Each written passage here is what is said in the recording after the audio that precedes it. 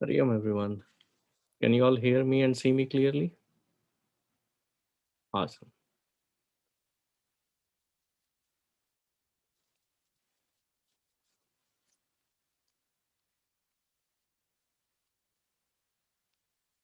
We are in the seventh chapter of Narada Bhakti Sutra. Before we proceed to the seventh chapter,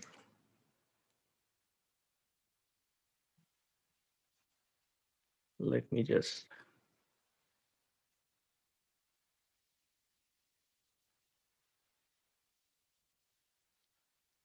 make sure that there is somebody who can let others come in, and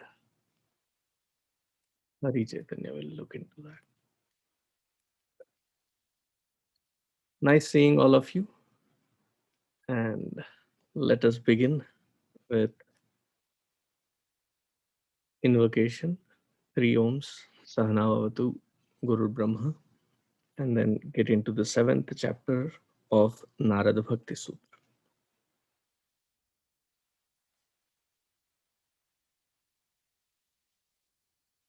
Oh.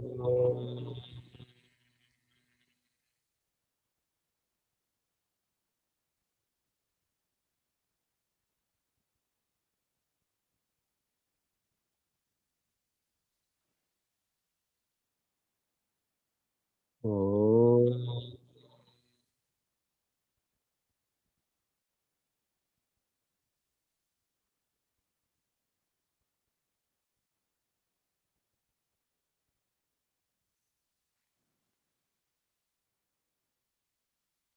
Oh.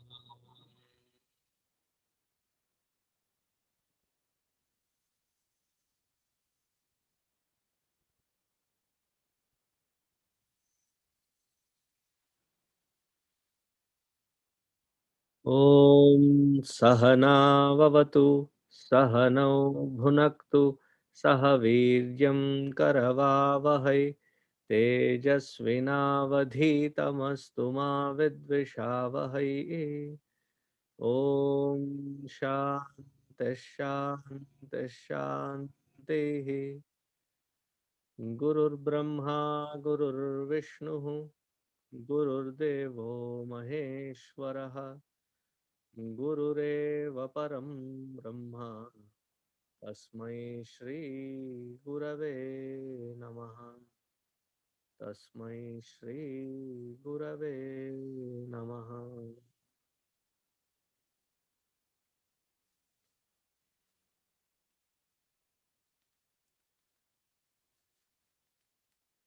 In Narada Bhakti Sutra, so far, we have seen what is bhakti or devotion, what is the method in which this devotion can be developed, how can we intensify it, and what is the experience of this bhakti. To match with a completely a new depth that Bhagavan Sri Krishna brings in understanding bhakti in the 12th chapter of Bhagavad Gita, Naradji matches that. His approach also is very new, fresh, and deep. In his effort to give a comprehensive idea, he in this next chapter is looking into what is the bhakta look like? What does that realized one look like? What is their experience from their own shoes as they experience it?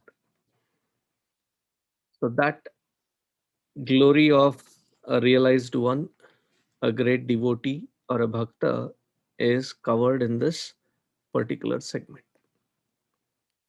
So, the 70th sutra, please Try repeating after me. Tanmayaha, Tanmayaha. This is the beauty of the method of teaching in a sutra. One word and a whole concept is delivered.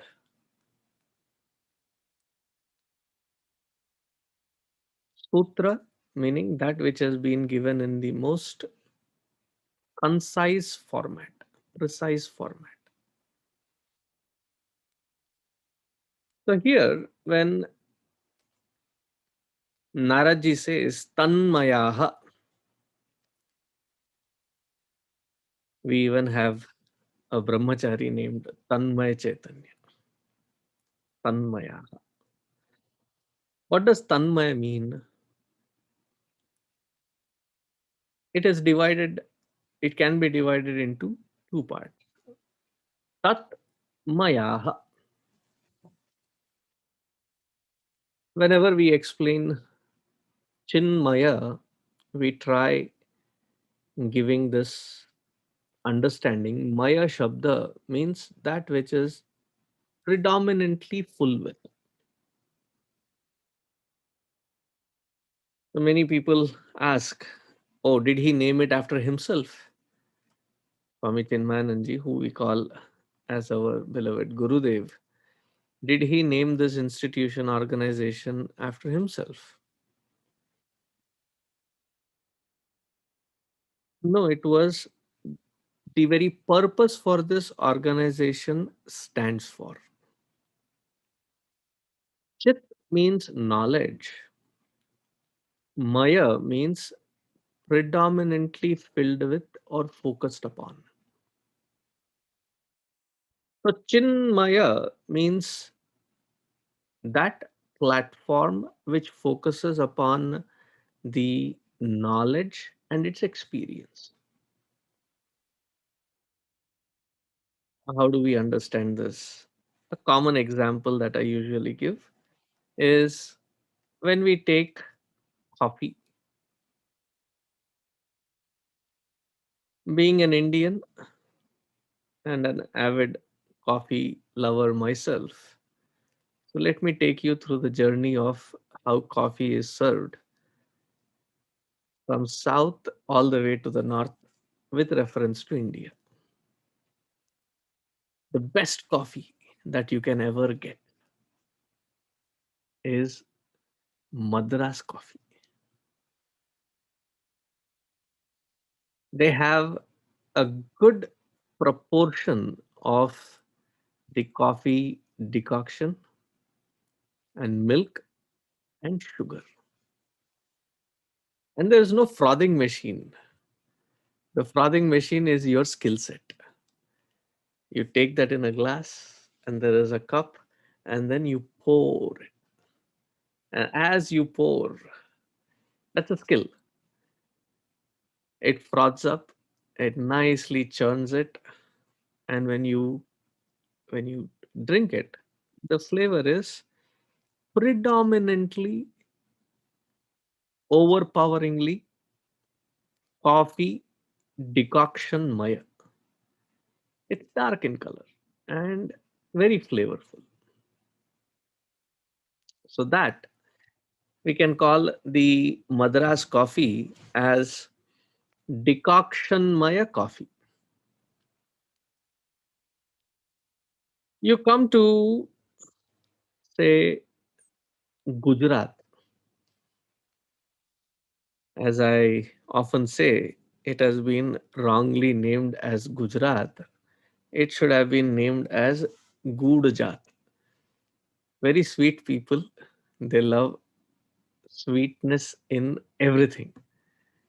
They have athano. Athano is pickle, but even the pickle will have a jaggery in it. Uh, Imagine their coffee. So it will be, we used to tease when I was studying in Bombay, we used to tease their coffee is called khada chammach. That in the cup you pour coffee, how much sugar? That much which can easily hold the spoon to stand firmly inside the cup, meaning it is predominantly sugarmaya. You go further north into, say, Punjab. Punjab is known for its milk and milk products. Probably they'll give it to you with malai. Malai, the cream. So big glass of milk with cream and few drops of coffee. And I said, "Yellow ji, aapka coffee." So it is coffee. Instead of it being filled with coffee, it is milkmaya. Similarly, when here we say tanmaya, what does tanmaya mean? We'll have to understand what does tat mean. Tat means usually that which we used to refer to Bhagavan. How do we refer? That Bhagavan. So one of the names of that Bhagavan happens to be Tat also. The name of Bhagavan is Tat. That's why when we end with our pledge, what do we say? Om Tat Sat. Om, which is that which represents that existential principle. And whenever we say that, it is usually a distance of time and space between that which I am referring to and myself, isn't it? That moon, this earth, that India, this US. Now, from where I am sitting, I would say that New York or New Jersey, this Texas. What is happening here? Even here, Texas, I would say that Austin, this Dallas, that street, this room, that screen, these spectacles, glasses. So, whenever we use the word that, we are usually, it presupposes the distance with space and time. Even in time, that experience then, somewhere in the past, so there is a distance shown. Or when we say you will understand it when you get there, it is in the future. So that word, it represents the Paramatma Tattva. And that Paramatma Tattva is referred to because in our ignorance we refer to that Paramatma Tattva or Bhagavan as that. What is the nature of this Paramatma Tattva? Our ancient rishis have been the most liberal deep thinkers. How did they define that Paramatma or Bhagavan as? They defined that Paramatma Bhagavan as Sat Chit Ananda Swarupa. Sat meaning that which is the existential reality. Chit meaning the conscious principle. Ananda, joy. I would use a more specific word, happiness or bliss. Why did I call the rishis as very specifically deep thinkers? Whenever we refer to that Paramatman or Bhagavan, if it has any limitation in its definition, in its understanding, in its experience, I don't need to put an effort in experiencing something which is limited. Why? I already have plenty of it that I'm experiencing, which are already in limitation, isn't it? Whether it is food, whether it is environment, whether it is a particular space or relationship, they're all limited. And we have umpteen number of experiences that we go through which are nothing but limitations. In fact, one of the premise that we are searching and seeking is that which can be unlimited. Even the joy that we are trying to find is that which can promise us a long lasting one. If I have had this joy with something or someone or some environment for say one day, can I extend it for more than one day? Can I extend it for next few weeks, next few months? Can it be not just extended, can it be also enhanced, increased, the intensity of it?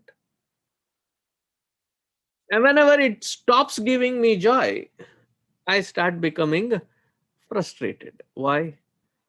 Because on one hand, I'm attached to it. On the other hand, the reason for which I was attached to it, it is not yielding it.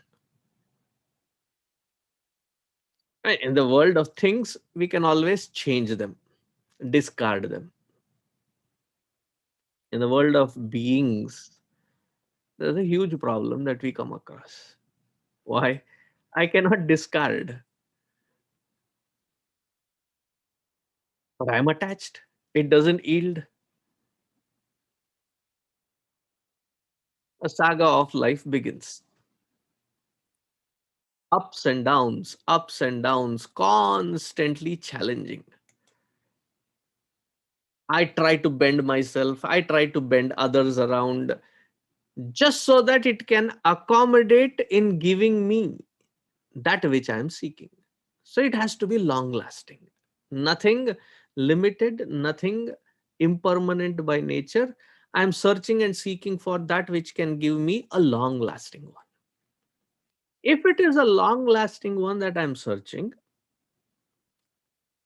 make a note that I am not searching for conscious or existential reality.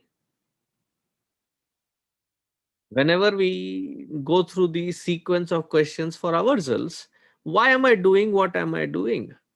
Whatever it is that I'm involved in, the net answer that we come down to is so that it can give me contentment, happiness, joy, a sense of security, a sense of peace.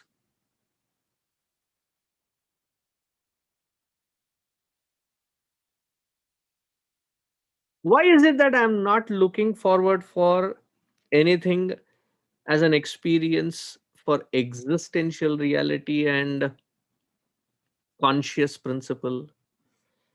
Because that is already a part of my experience. Therefore, I'm not seeking it. Do you exist? Yeah, I do exist.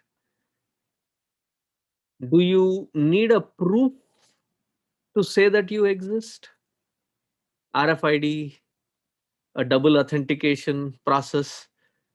No. Heck no, I don't require any such.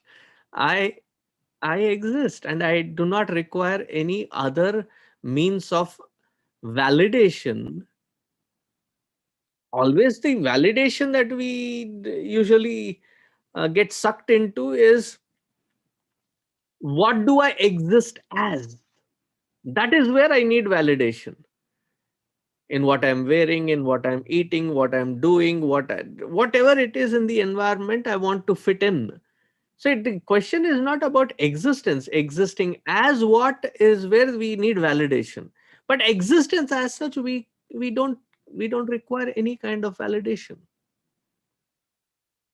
The third question, you may say, oh, you already asked two questions? Yes. First question was, do I exist? The second question was, do I need validation for me to exist? No, I exist and I don't need validation. Third, do I know that I exist?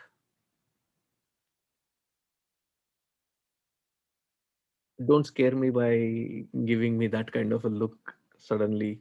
Because the panel that I have in front of me, the faces are like, that's a deep question. Sochna padega. No, phone a friend. Hey, there's a very difficult question I have. Do you think I exist? No. Then Vedanta is not your rescue. We'll have to take you to a different institution altogether. I exist. I don't need validation. And the third part, I know that I exist. It is called Sahaja Jnana. It is already there.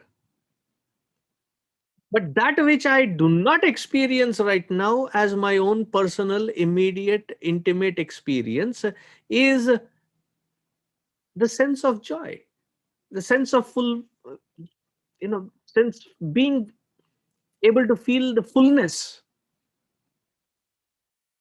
that I don't feel. And anything that I hold on to seems to be gripping away. Therefore, there is a lot of insecurity.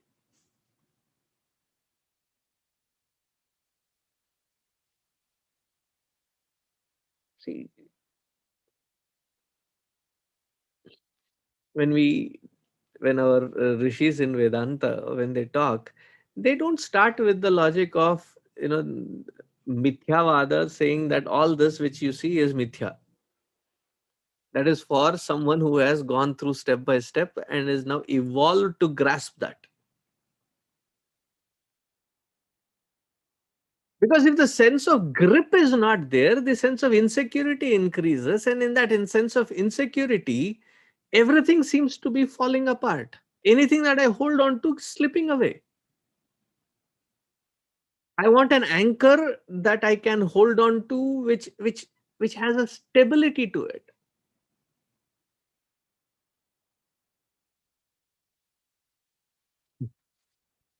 And this is the age where you probably are looking forward for establishing relationships and looking forward for your lifetime partners and things like that, right?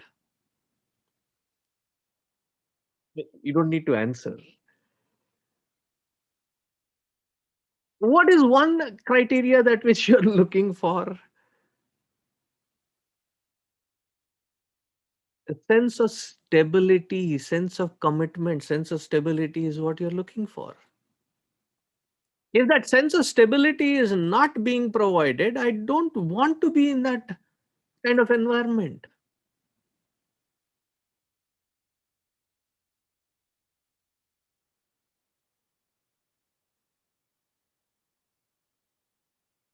So this joy, this happiness, where can it be found? So far, what we have read, what does it point to? In through the steps of Narada Bhakti Sutra, is our minds usually is lurking in the crevices of its own lower, baser nature. Anger, jealousy, lust, greed. These are the prompters from within. Quite naturally, we get succumbed to it. And we ourselves, as an experience, also come to realize that the more I succumb to it, at that moment, there may be a kick in it, but it soon, immediately yields a very bad taste in my mouth every single time, consistently.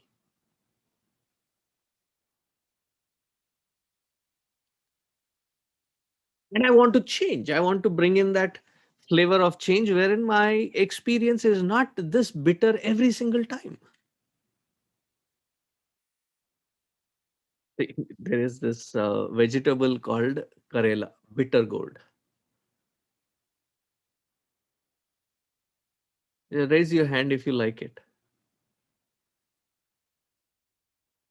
I am from the background wherein I put it in the juicer and take at least 2, 3 shots, and I love the shots.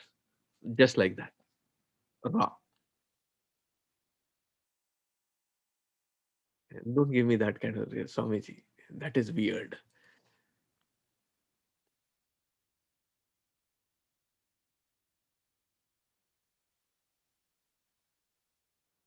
Or if that sabji is to be made, what is the next trick that we have? It has to be first soaked in some salt water, saline water, and then squeeze it out, beat the heck out of it by roasting it, and then add lots of tamarind and jaggery in it and some flavoring to it. Or stuff it with so much of thing that that which it is its natural state taste is gone, and something else flavors around it. With the help of the rest of it, this bitterness is gulped in. Isn't that the trick? And that is the exact trick that we play with the other experiences also. It doesn't provide me that which I am looking for. It is bitter, it is sorrowful, it is miserable. I cannot avoid it, I cannot get over it. I'll find methods and tools to cover it up in such a way that it provides some kind of cushioning to gulp it down. Hope one day it changes wherein it consistently provides some kind of stability, joy, and peace within. And it keeps lurking in as a natural thing. So the rishis have said, hey, the best way to do or handle this kind of mindset is raise that mind up. Whenever this mind has dedicatedly applied itself, we have seen it in our lives, whether it was in the field of sports, whether it was in the some kind of competition wherein you could put yourself away from, and when we came together as a group we worked awesome, and we hit that spot wherein there was a joyous disposition that whenever my mind I have tried lifting it a little bit and put it to a right cause and direction, it, but that also is not consistent, because many of us have that problem, right? How do I stay consistently inspired? How do I stay consistently motivated?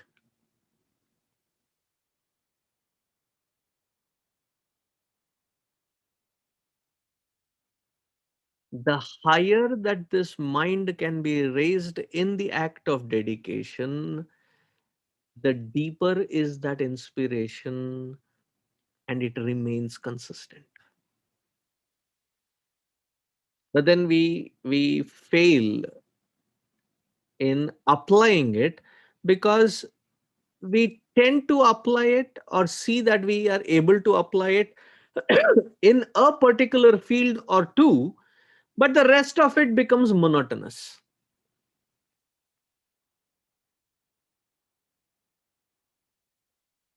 Karma, when it is performed in that highest note of dedicating it to the highest altar, every single karma that I'm performing, meaning I cannot be sloppy in performing karma and say I'm dedicating it. Because in order to dedicate it to the highest altar, the karma that has to be performed has to have a decency to it, a flawlessness to it, and it can be constantly improved upon. And when such acts are dedicated to that higher, slowly my thinking is changing from the perspective or the vision of being this individual and performing to identifying with that higher and performing it from that standpoint and standard.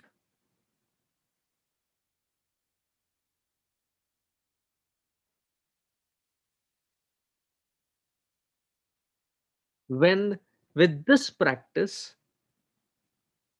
our mind hits a sense of balance and stability within, that stable mind is now turned within. Why? Because our minds, we know our minds, and nobody else can know it better than us. Even in that consistent effort, we tend to get bored. We tend to become mechanical. Okay, done. Now what? Now that stable mind has to be turned within to that source. Why? That is where I can find the highest sense of security, the highest sense of peace, the highest sense of joy. None can come close to that. Anything from the outside cannot get you that, because it is temporary in nature. How many ever vows that you have taken that, the BFF for life? Yeah. How many such BFF for life have you changed? And we have not yet, at least this age group, we are what, one fourth of our life, and we have already changed at least two dozens of BFFs for life. Nothing can be that promising from the outside,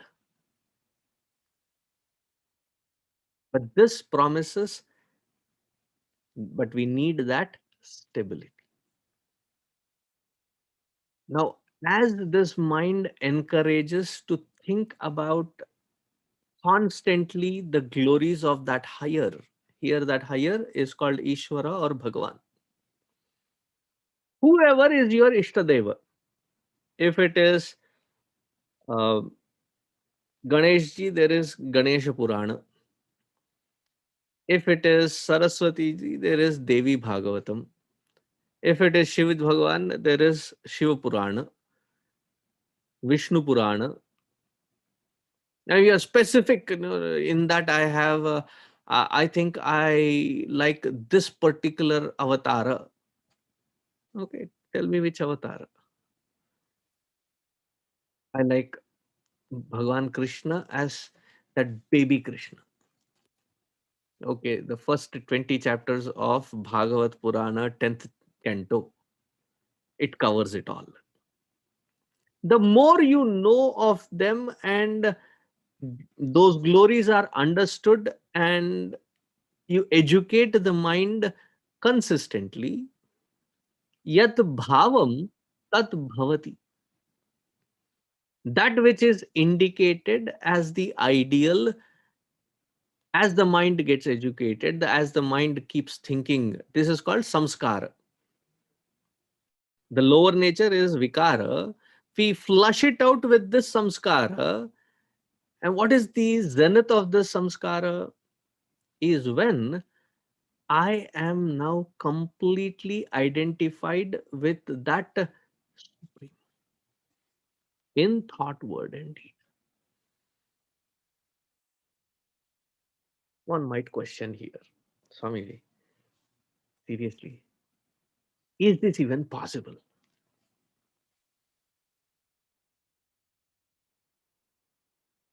The best example that comes to my mind right now is, if you ever have fallen in love, you are not on record, so you don't need to say anything. Just blink twice. If you ever have fallen in love, do you think of that beloved? How dedicatedly are you thinking about that beloved? Whenever there is time, the first thought and the only thought is about that beloved, isn't it? First thing you wake up, you look at your cell phone, any message. If not, you send a message.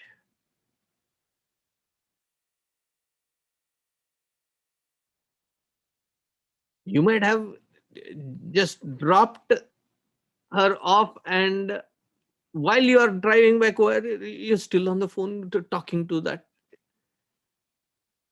What do you have so much to talk about? And one answer that I hear quite often is stuff. I've been trying very hard to understand the word and what it indicates as. When you mean stuff, what do you mean? A lot of things. It's stuff, Swamiji. Okay, fine.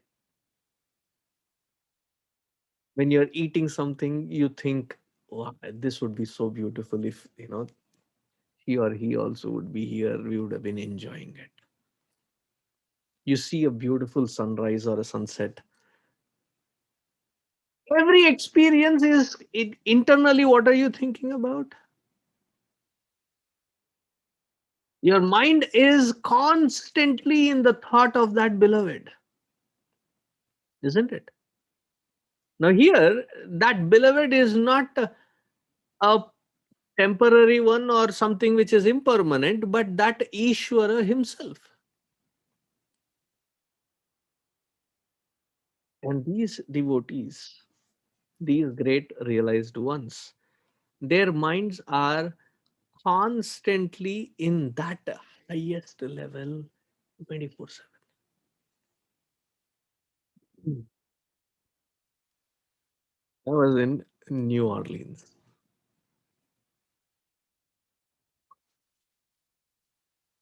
14, 15 years ago.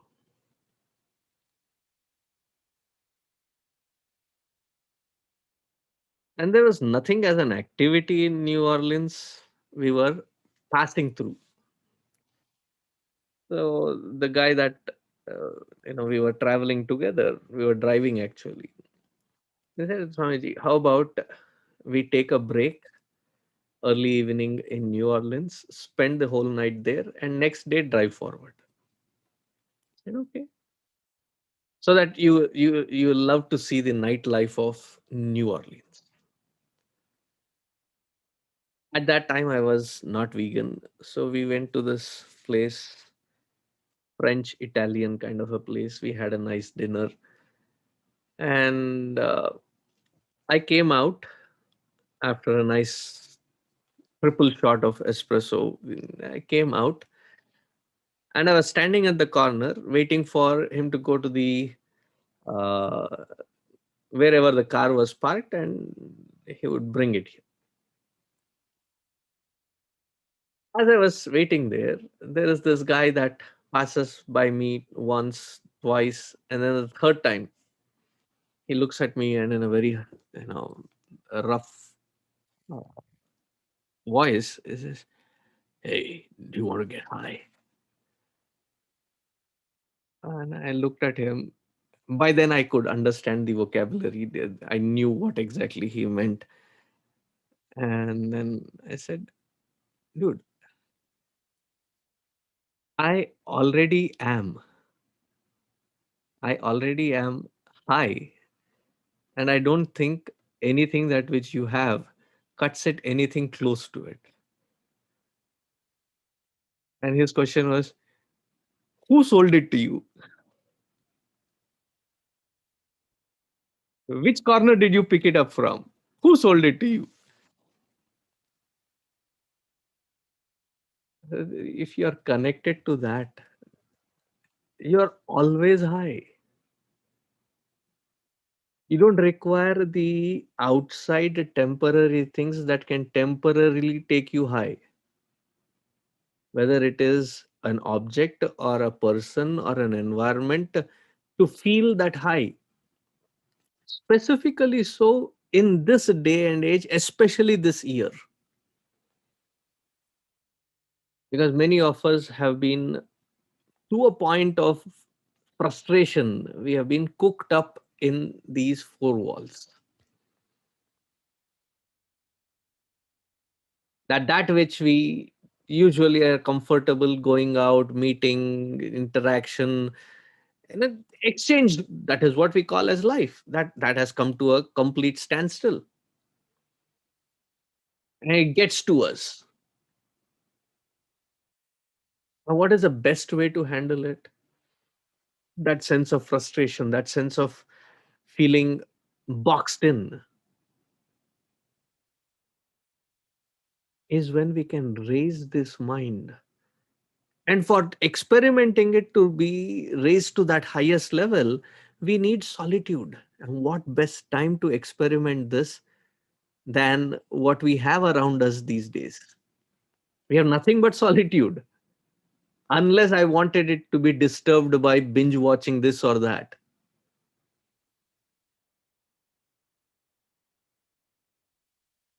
This is the best time to experiment that.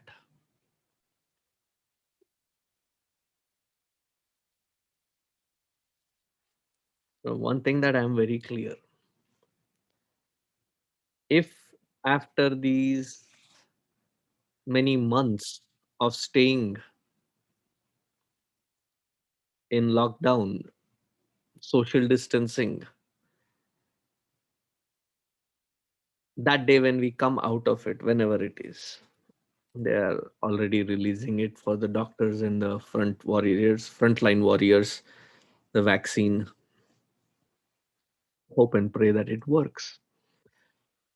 Whenever we get out of it, we, if we have not come out healthier, more skilled, and more or stronger, it was not because of lack of time. Because one thing that we always complain when we talk about sadhana and self growth is, Swamiji, we are so busy, there is so much happening, and tons of traveling has been cut short.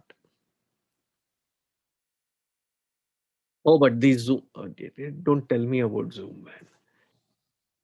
My life has been like sucked totally into morning, afternoon, evening, Zoom after Zoom after Zoom. I understand, but still, there is so much of time, so much of opportunity. This is the best time for us to experiment that which is being pointed at and to find that scope to grow within,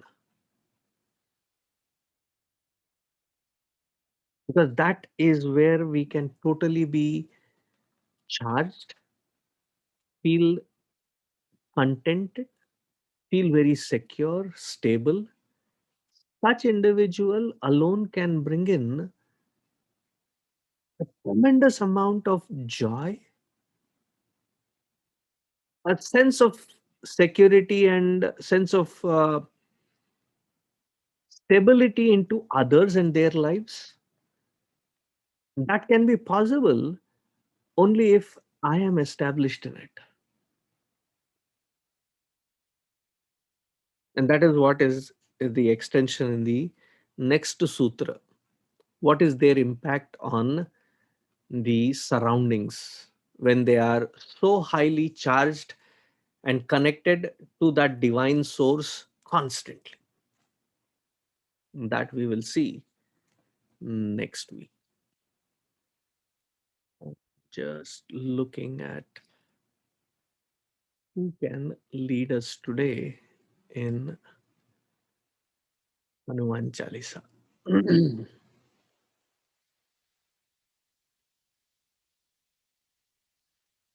Let me check. Shivani, can you sing?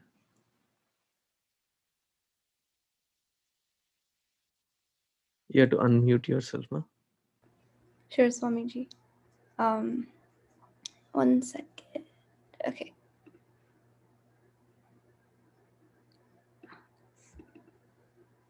Okay.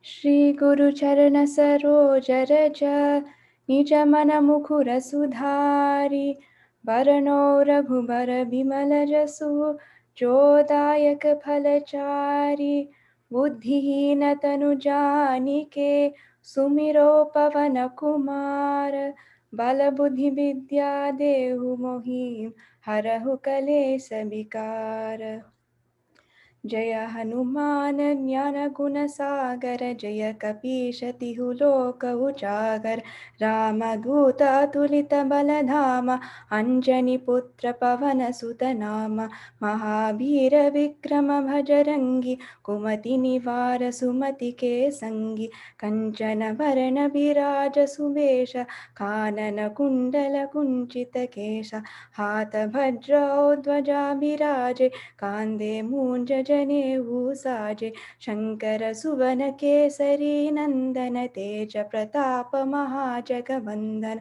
विद्यावान गुणीयति चातुर Ram काज करिबे को आतुर प्रभु चरित्र सुनिबे को रसिया राम लखन सीता मन बसिया सूक्ष्म रूप धरि सियहि दिखावा विकट रूप धरि लंक जरावा भीम रूप धरि असुर संहारे रामचंद्र के काज समारे लाय सजीवन लखन जियाए श्री रघुबीर महर्षि उर लाए रघुपति कीन्ही बहुत बराई तुम मम प्रिय भरत ही सम भाई सहस बदन तुम यस गावे अस कही श्रीपति कंठ लगावे सनकादिक ब्रह्मादि मुनीश नारद शारद सहित अहीश यम कुबेर दिगपाल जहाते कवि कोविद कहि सके कहाते तुम उपकार सुग्रीव ही कीन्हा राम मिलाय राजपद दीन्हा तुम्हरो मंत्र विभीषण माना लंकेश्वर भय सब जग जान युग सहस्र योजन पर भानु लील्योताहि मधुर पल जानु प्रभु मुद्रिका मेलि मुख माहि जलधि लांघि गया चर जनाहि दुर्गम काज जगत के जेते सुगम अनुग्रह तुमरे तेते राम दुआरे तुम रखवारे होतन आज्ञा बिनु पैसारे सब सुख लहै तुम्हारी शरण तुम रक्षक काहू को डरना आपन तेज सम्हारो आपै तीनों लोक हांकते कांपै भूत पिशाच निकट नहीं आवे महावीर जब नाम सुनावे नासे रोग हरे सब पीर जपत निरंतर हनुमत बीर संकट ते हनुमान छुड़ावे मन क्रम भजन ध्यान जो लावे सब पर राम तपस्वी राजा तिनके काज सकल तुम साजा और मनोरथ जो कोई लावे सोई अमित जीवन फल पावै चारों युग परताप तुम्हारा है प्रसिद्ध जगत उजियारा साधु संत के तुम रखवारे असुर निकंदन राम दुलारे अष्ट सिद्धि नवनिधि के दाता असबर दीन जानकी माता राम रसायन तुम्हारे पास सदा रहो रघुपति के दास तुम्हारे भजन राम को पावे जन्म जन्म के दुख बिसरावे अंत काल रघुभरपुर जाई जहाँ जन्म हरि भक्त कहाई और देवता चित्तन धरई हनुमत से सर्व सुख करई संकट कटे मिटे सब पीरा जो सुमेरे हनुमत बलबीरा जय जय जय हनुमान गोसाई कृपा करहु गुरुदेव की नाई जो सत बार पाठ कर कोई छूट ही बंदी महा सुख होई जो यह पढ़े हनुमान चालीसा होय सिद्धि साखी गौरीसा तुलसीदास सदा हरिचेरा की जय नाथ हृदय महडेरा पवन तनय संकट हरण मङ्गलमूरतिरूप रामलखन सीता सहित हृदय बसौ सुरभूप सियावर रामचंद्र की जय। पवन सुत हनुमान की जय। उमापति महादेव की जय। बोलो रे सब संतन की जय। Thank you, Shivani. I'll now request Brahmachari Hari Chaitanya to lead us with Mahamrityunjay mantra 11 times. Hari ओम्। ॐ त्र्यम्बकं यजामहे सुगन्धिं पुष्टिवर्धनम् उर्वारुकमिव बन्धनान् मृत्योर्मुक्षीयमामृतात्। ॐ त्र्यम्बकं यजामहे सुगन्धिं पुष्टिवर्धनम् उर्वारुकमिव बन्धनान् मृत्योर्मुक्षीयमामृतात्। ॐ त्र्यम्बकं यजामहे सुगन्धिं पुष्टिवर्धनम् उर्वारुकमिव बन्धनान् मृत्योर्मुक्षीयमामृतात्। ॐ त्र्यम्बकं यजामहे सुगन्धिं पुष्टिवर्धनम् उर्वारुकमिव बन्धनान् मृत्योर्मुक्षीयमामृतात्।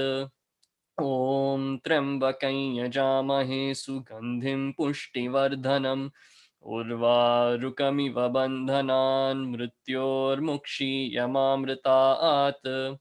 ॐ त्र्यम्बकं यजामहे सुगन्धिं पुष्टिवर्धनम् उर्वारुकमिव बन्धनान् मृत्योर्मुक्षीयमामृतात्। ॐ त्र्यम्बकं यजामहे सुगन्धिं पुष्टिवर्धनम् उर्वारुकमिव बन्धनान् मृत्योर्मुक्षीयमामृतात्। ॐ त्र्यम्बकं यजामहे सुगन्धिं पुष्टिवर्धनम् उर्वारुकमिव बन्धनान् मृत्योर्मुक्षीयमामृतात्। ॐ त्र्यम्बकं यजामहे सुगन्धिं पुष्टिवर्धनम् उर्वारुकमिव बन्धनान् मृत्योर्मुक्षीयमामृतात्। ॐ त्र्यम्बकं यजामहे सुगन्धिं पुष्टिवर्धनम् उर्वारुकमिव बन्धनान् मृत्योर्मुक्षीयमामृतात्। ॐ त्र्यम्बकं यजामहे सुगन्धिं पुष्टिवर्धनम् उर्वारुकमिव बन्धनान् मृत्योर्मुक्षीयमामृतात्। Thank you, Hari. Let us wind it up with the Shanti part. Om Sarve Bhavantu Sukhinah Sarve Santu Niramayaha Sarve Bhadrani Pashyantu Ma Kaschid Dukkha Bhag Bhavet Asato Ma Sadgamaya Tamaso Ma Jyotirgamaya Mrityorma Amritam Gamaya Om Purnamadah Purnamidam Purnat Purnamudachyate Purnasya Purnamadaya Purnamevavasishyate Om Shanti Shanti Shanti Harihi Om Shri Gurubhyo Namaha Harihi Om. Hari Om everyone. Stay safe and be safe.